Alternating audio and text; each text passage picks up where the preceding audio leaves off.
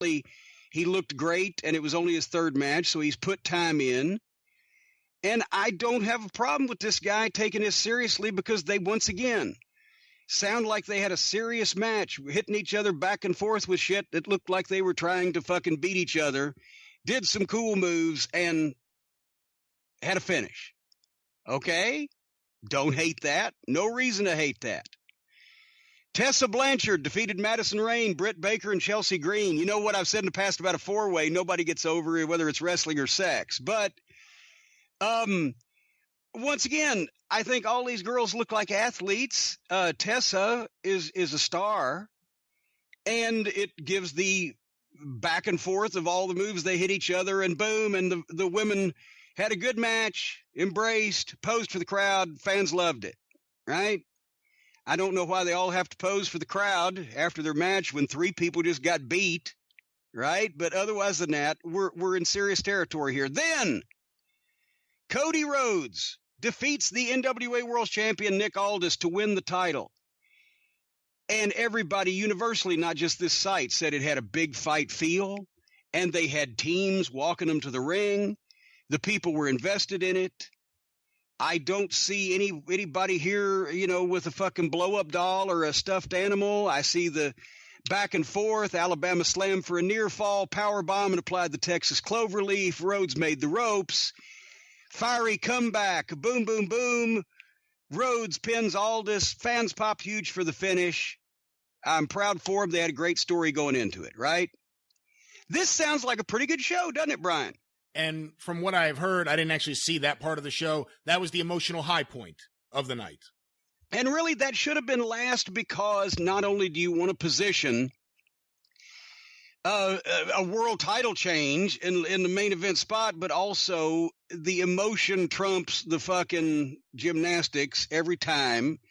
But then they would have cut these guys' time because they didn't know how to manage their time. So good it was where it was.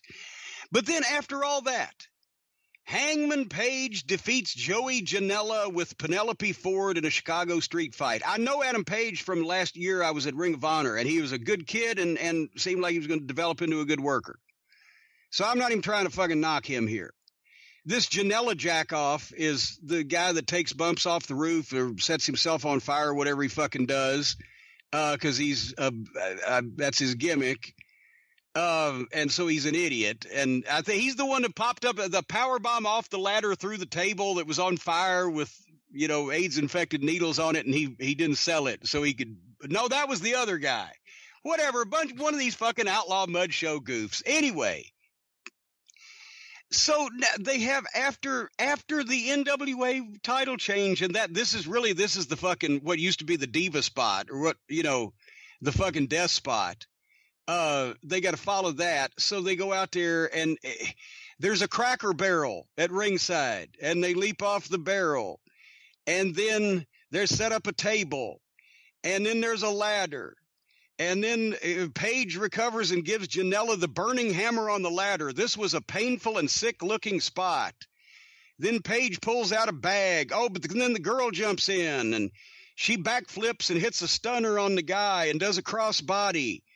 And then they go through the table. Then they go to the stage. And they set up two tables. Super kick power bomb through the table. Looked like Janela nearly killed himself going through the table. Another guy hits the rite of passage, whatever that may be. But Ford broke up the near fall with a second garbage bag. In the second bag were Paige's boots that he used to kill Joey Ryan. I'm not making this up. Paige super kicked Ford, so the guy just super kicked the fucking girl.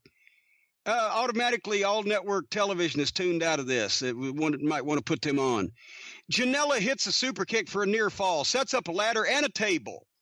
Paige and Janela fought on top of the ladder. In the first garbage bag was the telephone Paige used on Ryan. Paige hit Janela with the phone. Now he's Heyman. Hit the rite of passage off the ladder through the table for the win. After the match, the lights went out and a video of a dead Joey Ryan played. If only I'd have known he was supposed to be dead, I would have sent him a shoot wreath.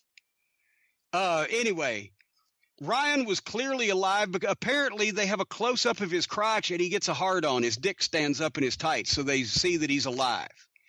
And then here he comes with 6 guys dressed up as 6-foot-tall fucking penises costumes. And then he gives the dick flip to fucking Adam Page, which just negates all the work that everybody on the show previously has done and makes it all goddamn clusterfuck and a clown show.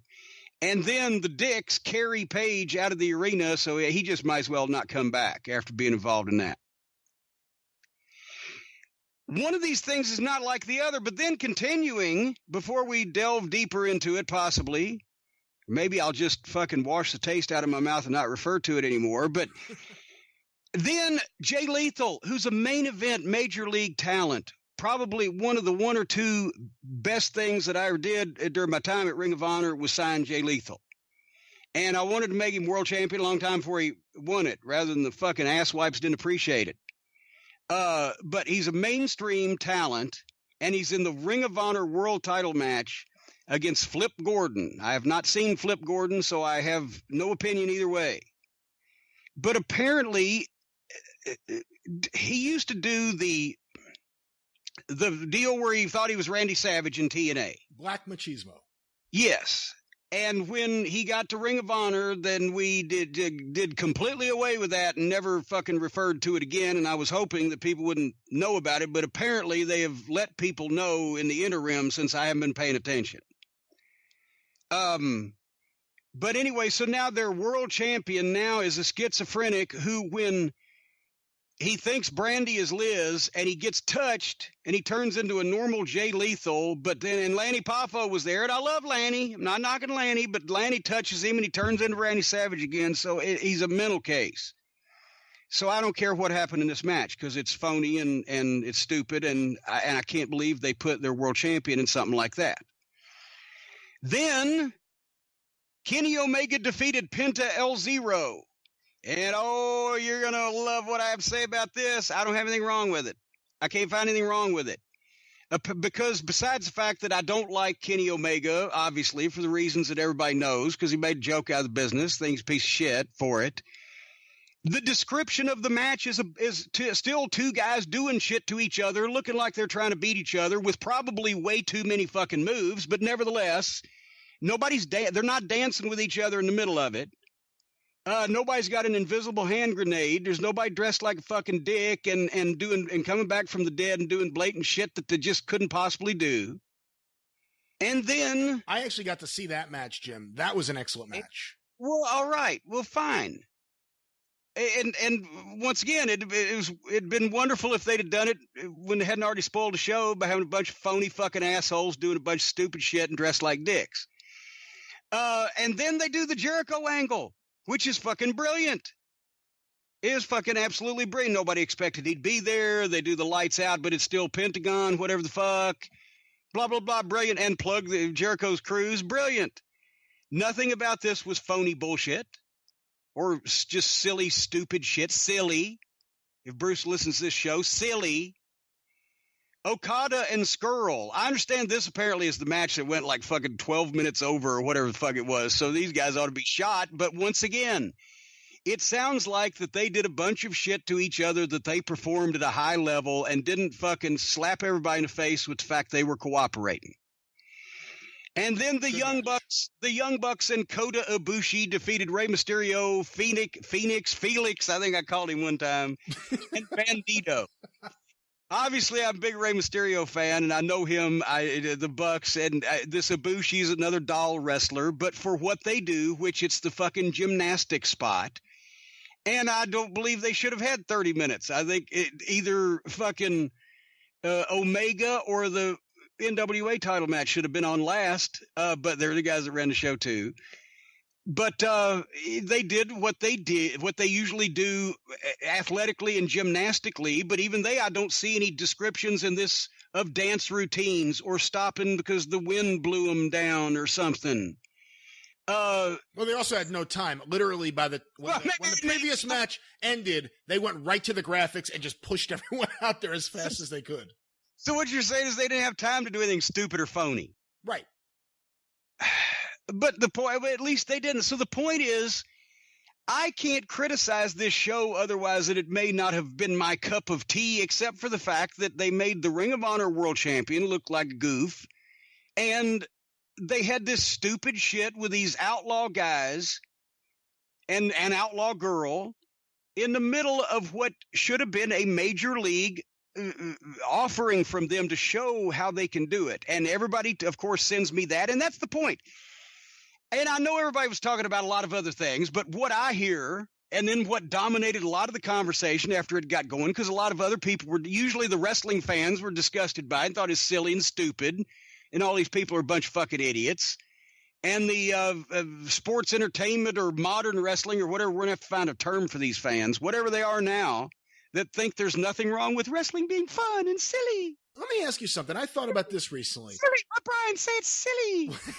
It's silly. It certainly is. But let me ask you, if you were a kid who grew up, let's say, in the 90s, if you grew up and the WWE, WWF was the predominant wrestling organization, and then WCW, but pretty much you've been watching WWE your whole life. If you grew up with that, isn't it hard to not have that influence on you? Because you really haven't seen wrestling without that. But even Vince, even when he was admitting it outside, they still didn't stop and cooperate with each other in the ring or just do this blatant horse shit. And I'm not even, once again, defending all the stupid WWF shit, which is why I never liked the WWF and worked there and was still embarrassed on some of it.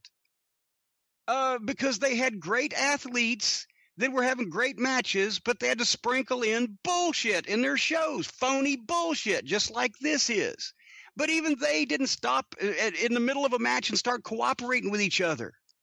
It's a new level of disrespect. And when you grab a guy's dick and he fucking flings you by it, you've stopped in the middle of a match and started cooperating with each other, no matter whether anybody thinks it's funny or not. You fucking moron. And once again, what TV networks were watching, thinking maybe this is a bigger thing. Vince just got $2 billion for his TV show. What do we need to do? What sponsors might have been saying that, hey, you know, and I see they had corporate sponsors. They had regional sponsors. Pro Wrestling Tees may be a corporate sponsor, but I don't think they had goddamn Coca-Cola or Ford nationwide.